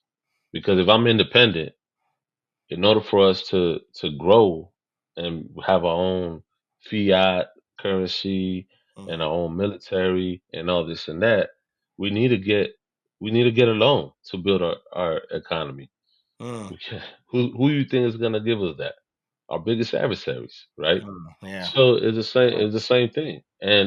To and to go for a state, the only reason why I say if it was, let's say if Puerto Rico's already a state, I don't have no problem with it. But I chose to be in the middle because I have that. Like it's all I know. Yeah. Understand? I don't know what it is. If let's say if Puerto Rico's already a state Uh-huh. and people are voting to not to be ambiguous, I'll be like, yo, you tripping. Like what are you doing? Right? But all I know is what Puerto Rico is now. I'm giving you the good, the bad, and what it is, the No, ugly. I hear You know you. what I'm saying? I think So my only point is this: you have a direct connection with some of the deepest parts of your lineage, and I don't think that people understand that when your deepest points that you know are in tragedy and murder, so you don't spend a lot of time there, people don't realize what it's like to not have that depth. African Americans can't dig into their history back too many years before we're in peril. And since there's no joy and pride and beauty and all these things, like, yeah, we can look into it and find, like, oh, blues came out of that. Oh, yeah, we did something amazing from it. We can find recipes. Hold on, hold on, hold on. I ain't make that face about Puerto Rico. Hold your faces. Hold on, Mitchell and Ness. Hold on.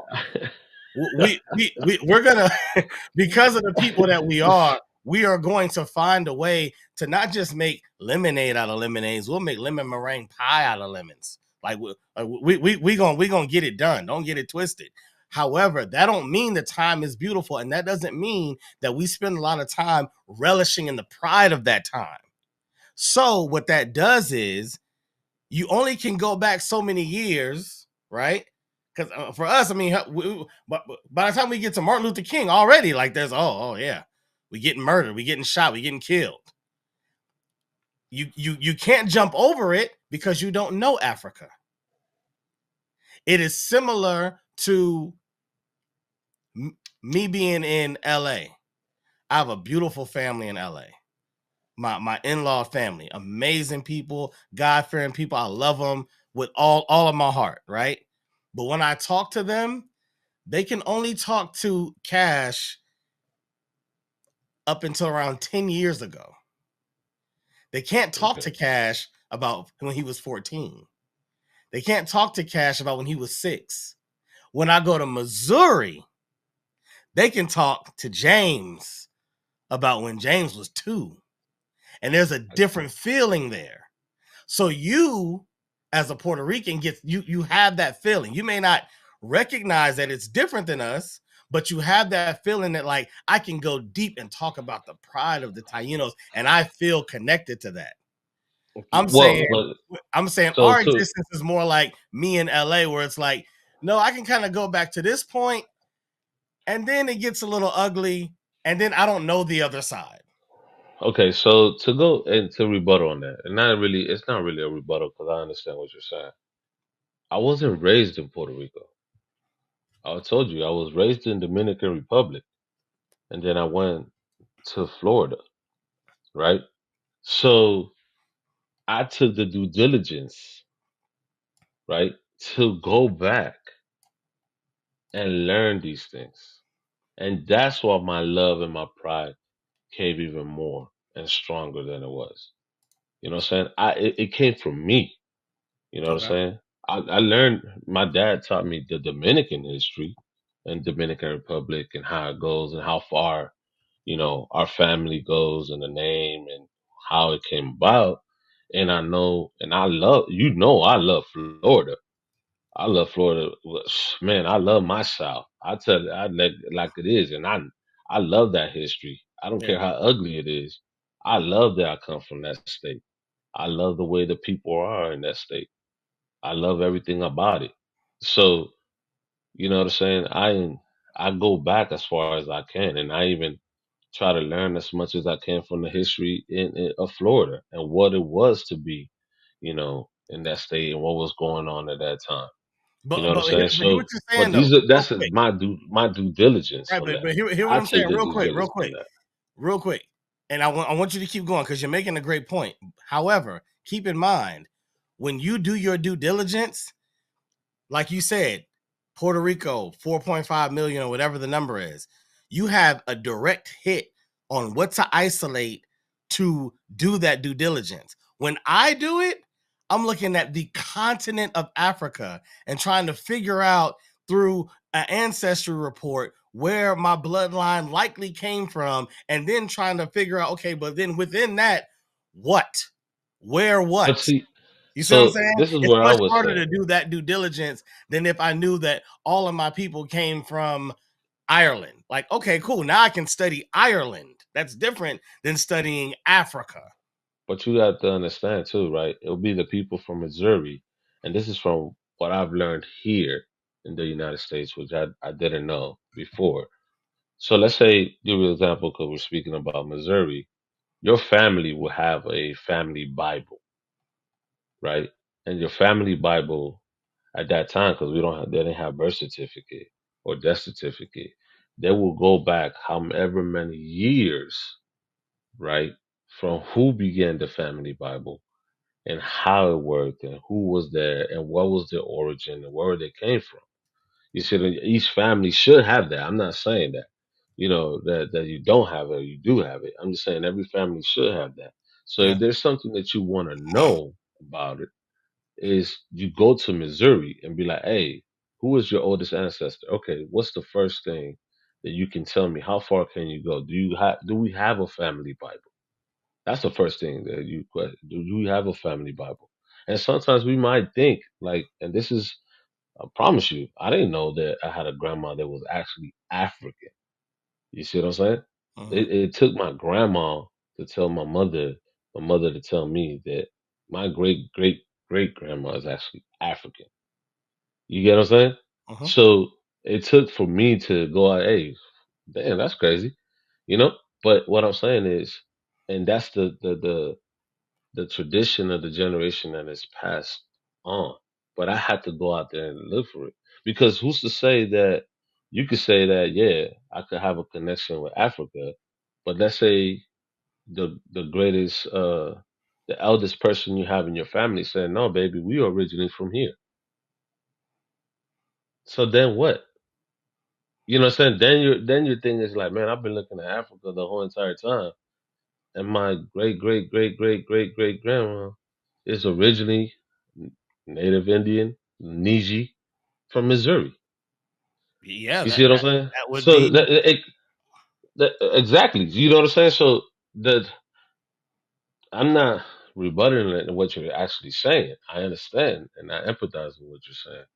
But it took me to say, okay, I know one side of my family because it takes two, right? Yeah, well, it wasn't immaculate conception like Mary, but it takes two, right? So I knew one side of it, yeah, and that was pretty profound because we had a big family. But yeah, my mother's side, I didn't know, and it was in the area that I was born in the country that I was born in. yeah. That I didn't step foot into that country till I was 21. You Hmm. see what I'm saying? And because I stepped foot in that country when I was 21, and I saw the beauty of it, I wanted to learn as much as I could learn to feel the connection of it. You know what I'm saying? So even if my connection was just, yeah, our family is African, but we reside in Dominican Republic, I will figure out a way to go to Africa to feel that connection and learn the history, even through the good or the ugly or whatever it is. I'm not saying that, you know, hey, what is it's like, man, I was born in Puerto Rico, lived in Dominican Republic, and then went to Florida.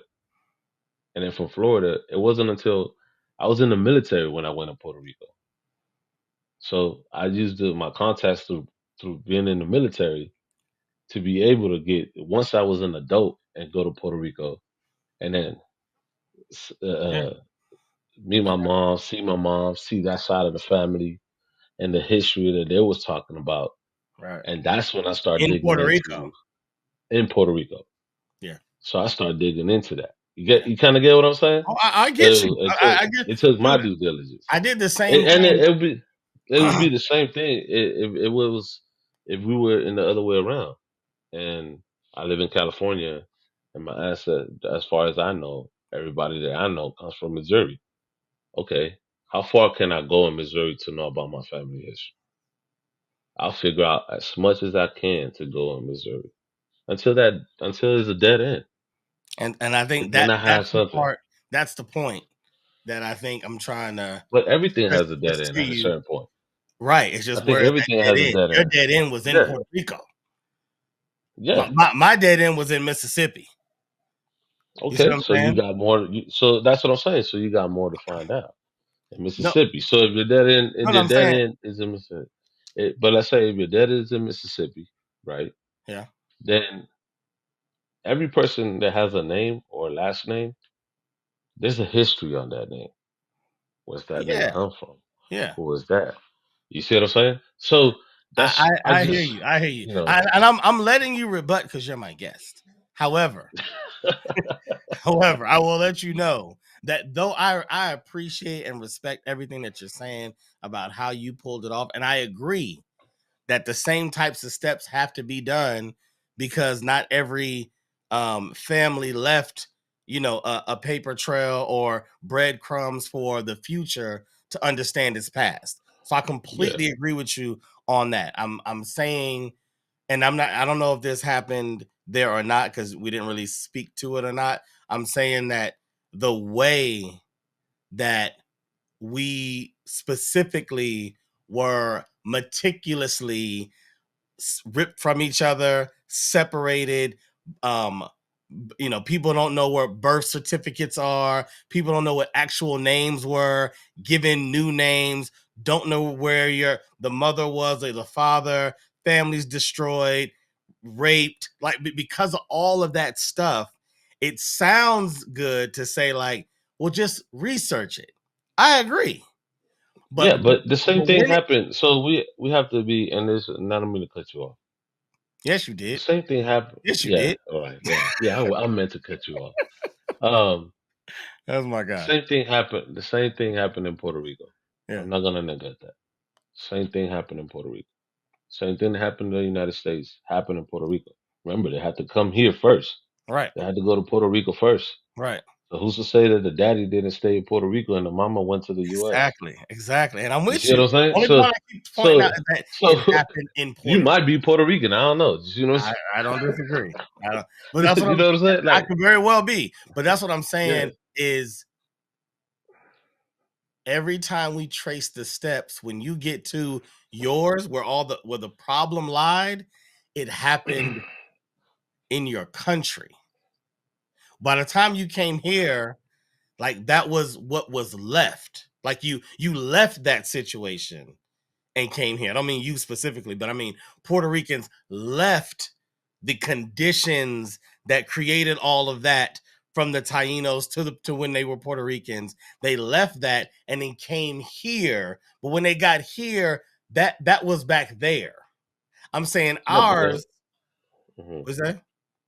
No, but go ahead, go ahead, go So ahead. I'm saying ours was here. So ours, it would be more like if all of a sudden now we left here and we started populating in Dubai. And in the future, that's where we were known. Like black people were known to be from Dubai, right? But we knew that our history was back in Africa and in America where these things happened. And when those things happened there, our ancestors dealt with this in a really terrible time in our history. However, we moved away from that. And so now we look back to that past. We can go back over there and find out stuff in South Carolina, find out stuff in Mississippi, and find out stuff in the South. But in this other place, this is just where we live now. Like this is where we're trying to acclimate and find ourselves and whatnot and be a part of this new thing. I'm saying that's more of a literal comparison of what African Americans go through and what other groups go through. Not to diminish anything, but why sometimes it still feels like it's hard to relay the frustration and the complexities of that frustration when you're residing in the place that did you that way and you're still But trying to rise above it. And people are like, just come on, come on. we have to also understand though that and during the time of slavery in the United States, right? Mhm. You have to understand there wasn't 50 states. Do you kind of get what I'm saying? Yep. So if a certain slave, let's say, went from Texas or was a slave in Louisiana and he left Montana, he essentially did the same exact thing because Montana wasn't a slave state. You kind of get what I'm However, saying? Like, yes, so but it's like, you but know what then I'm saying? So it's like, you got to add in Jim Crow, which followed slavery, which did reach out to those it's places. a, So the whole idea of I it could, still followed us. You see what I'm saying? I could see that what you're saying. I understand what you're saying, but we, I will put it to you this way, in order because it is, I won't say that is a hard dilemma or whatever.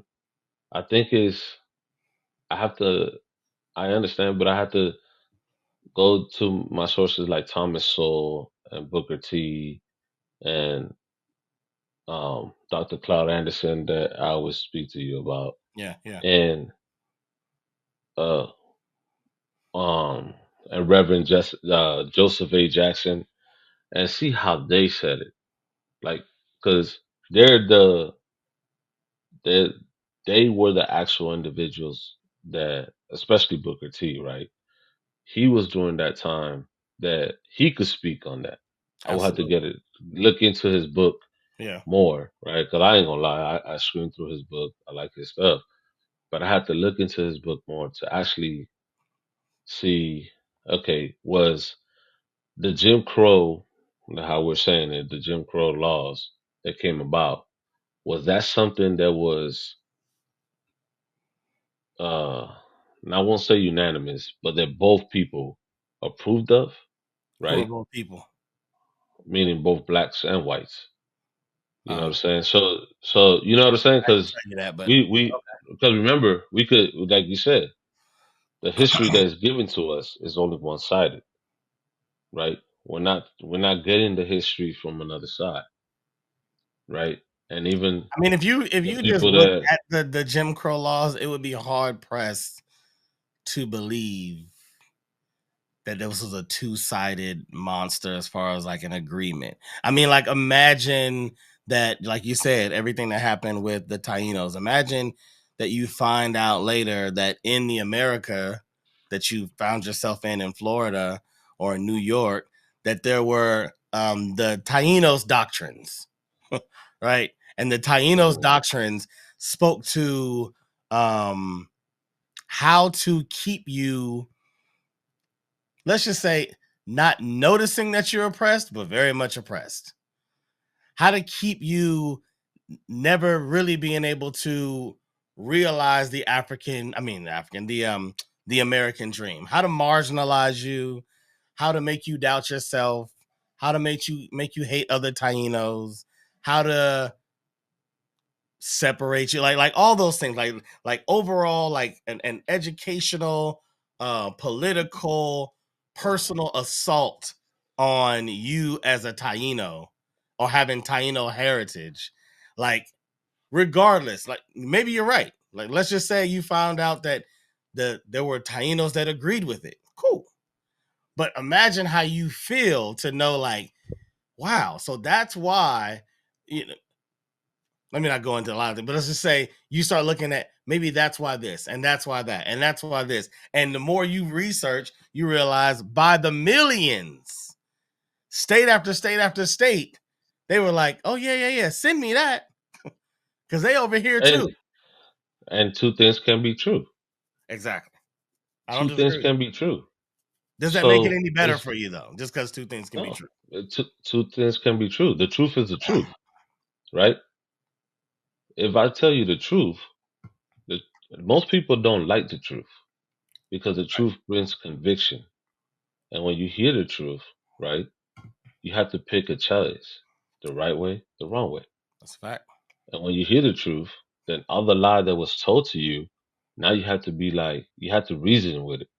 So two things can be true. I'm not saying that that what's happening to African American or to civil rights and all this. Two things can be true. And the thing is that is either do you want to continue to be in the am I saying that Tainos weren't slaughtered by Spaniards? No. Am I saying that Tainos weren't slaughtered by Africans and Spaniards? No. Could they have both been? Yes. Two things. The ugliest. The truth is the truth. It's ugly. It's not. The truth ain't always pretty, right? So, yes. Can they also have been that like it's happened? The what up? Uh, what's that? Tell them we're I'm almost done. I'm gonna let you go. I'm gonna let you go. I'm doing Tell the them we're almost podcast, done. bro. I'm almost done. Yeah, I'm gonna wrap it up. I'm gonna let you get All your right, last point out. all right. Oh, she good. I'm gonna let you get your last She like, because we what you almost do? at the 2 hour mark. We're gonna do a part two. We're gonna do a part two Yeah, because we didn't really get but into the religious side of things. yeah, But finish your point. but to say that to what I'm saying, to say that these things, like I said, two things can be true. Just to go back on that, let me Right, revoke. But we, to say that weren't were there ever Tainos that conspired against their own people for their benefit? right. Yeah. Yeah, Were there ever Africans that conspired against their own people for their own benefit? Yes. Or Spaniards that did the same thing? Yes. 100%. All three are there. yeah. So my thing is I can't get emotional of, man, this is what our people went through. You have to have empathy and understanding. This is what we went through. But because we went through this thing, right? We have to is I can no longer I can't I have to it'll be a disservice for in my position to feel that, hey man, because they were victimized or they were treated a certain way, it would be a disservice to not give them how do you say it, to not have the pride in me to continue to live on, to give them a better, because they were warriors at the time. There were people that had to go through, they had to live it and fight for it, and so we could be in this position, right? Right, right. Absolutely. So, like I said, two things can be true. Two things can be true: the good, the bad, and the ugly. It's I can be emotional when I hear it or when I see it or when I learn from it. Can at the moment that I see it, can it anger me? Yes, but I can't change the past. The past is the past, right? The future is yet to come. But they said that's why the moment in time is a gift. That's why it's called a present, right? Uh-huh. So I can't change those things. I could learn from it, right? And I could educate my kids on it. And I'd be like, but then I also know because, and like, and the next part two of Christianity, because of who my Lord and Savior Jesus Christ is, one of the thing is that that sin comes from the heart. That we're sinners first, right? So if I could give you great information, but your heart is sinful, you're Yeah, gonna use that information that I give you and use it for bad. yeah. But if I give you the information and your heart is pure and your heart is holy, you're gonna do it and you're gonna do great things for it. Both people can do great things. Just one is gonna do it for evil, the other one is gonna do it for good. You know what I'm saying? And that's what history has taught us.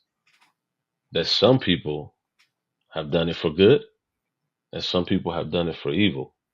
But sometimes we over glorify the evil that people have done, that we don't see the beauty of the good that people have done in the midst of that evil. You know what I'm saying? So that's the history is not a beautiful thing. It's beautiful in totality because it gives you a broader picture is a collage that puts everything together to where we are now. But to see those things happen, to live it, to push through it, to be to where we all are at this moment, we have to accept it. And I'm not saying it's pretty. I'm not saying that, but we have to learn to accept that because it happened. There's nothing that we can do about it. What we can do is how we go from here, right? And we come in and face the things that are coming through without victimizing ourselves. Because we're not victims. In everything that we do in life, we make decisions and we have to be accountable of those decisions. Just like those did back then, right? So at this moment in time, I have to be accountable of the decisions we make, regardless of what my ancestors went through. I have to learn from what they went through, right? And I have to be like, damn, y'all, they really had to be strong people to go through those things and still be able to wake up every day and still persevere through. These are people that didn't give up. These are people that persevered through every single day. And that perseverance has gotten us to the place that we are today. Now, that would be a disservice if I look at myself as I haven't gotten to a place because of what's happening to our ancestors. That's like me slapping my ancestor in the face, because my own ancestor would be like, "Yo, bro, did I have to persevere through this so you can now be speaking of me of this? I can't do that." And I I agree think with that. that's where my heritage comes in to be like, nah, these people were persevering, they were pushing through, and I have to do the same. Great way to finish us up. If this was a Grammy speech, I'd have started the music on you a long time ago, though. I'd, You know what I'm saying? I'd have started It's a on good thing. you'd have heard something a while ago. But that was great. Pointing out the beauty, the passion, the strength, the pride of our histories. Always factual, and always a great thing to hone in on, no matter how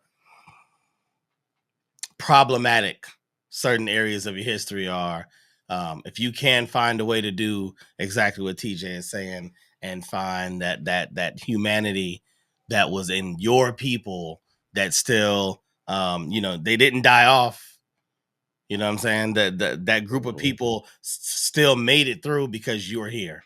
So if you can find a way to get there, there will always be some level of pride of that strength. So I do agree with that. My guy, this has been part one. I Peace. know we gotta bring this back.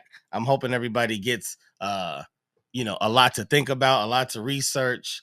You are, as always, a wealth of historical knowledge, and I appreciate that about you. I thank you for your time preparing for tonight and all of the notes that you brought us, which were great. And maybe next time we can look into, like I said, the religious aspect. We talked a little about the titling of like Tainos changing to Borenque. But I know you and I personally talked about African Americans calling themselves black, and then we talked about like black people not being able to be Christians, and like we tonight we brought up the Moors, and so I know even talking with my guy Seven, he brought up the fact that the Moors were here before as well. They were in the Americas before these other countries as well, and Mhm. even like this whole treaty with George Washington, that whole like chopping down the cherry tree was actually a symbolism for the Moors flag, and a treaty with them or an agreement or something. More than I know, more than I know. So Yes. hopefully I can either get It's him more than I on. know too. I don't know about much He about the he wars. he I know broke a it little bit down. of it, but Yeah. you know, So there's a lot to get into, but like I said, man, this show is a podcast about humans for humans, whether they're humans today, humans of the past. But we're not in the AI world where we're just trying to, type in something and let the computer tell us. I like people to tell us. You know what I mean? I like yeah, us to have conversations, and hopefully years down later, they can look back at these things to understand who we were, instead of us trying to put it together in the only ways that they had to, account for their history and their days. And some of it was destroyed, and we're trying to put the pieces back together as as best as we can. So again, man, thank you. Tell the family I apologize for keeping you so long. It's all right, man. I appreciate you inviting me. And again, if this I have so much information going through my head that I Yeah, was trying to say anything. So if there's anything even in the comments that I take constructive criticism. yeah, If anybody be like, nah, it was on this date or this, I don't mind. Please let yeah, me know. I yeah, would automatically change it, and I would never want to discourage or despair anybody, especially in information, especially when it comes to history. I'm only human, and I want to say I love you guys. Peace and blessings to everybody. yeah. I like that. I like that. Yeah. Feel free to jump in the comment section, put any responses, good, bad, or indifferent, any corrections. We will be reading the comments going forward, and we might even address it in the next video if it sounds like something that needs to be addressed. So, with that being said, pod is good, All the time, and all all the the time. time. Pot is good. My God.